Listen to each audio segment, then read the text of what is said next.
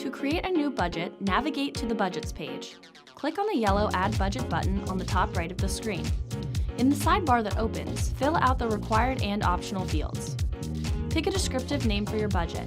You should be able to easily recognize it if you have many budgets to manage. Select which retail customer or team to which this budget is assigned. Define budget rules and restrictions by selecting which category, brand, and product the budget can be spent on. For brand-agnostic budgets, keep the default multiple option. Select the budget type. These are predetermined types of funds that are defined by your organization's admin and will help you track different sources of funds. If your company uses unique alphanumeric budget IDs, you can enter it in the optional Budget ID field.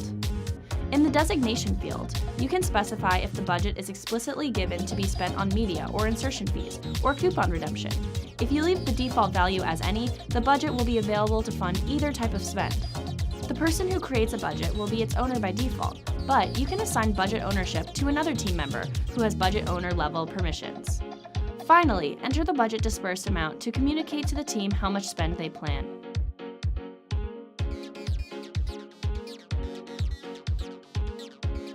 You can also add notes or upload file attachments, such as a marketing brief, to any budget. Now, anyone on your team can see who gives them funds, how much is available to spend, and what rules, if any, exist around the budget. As your team plans events and applies the budget to fund specific tactics, the middle section allocated to X events will populate and allow you to see where the funds from this budget go.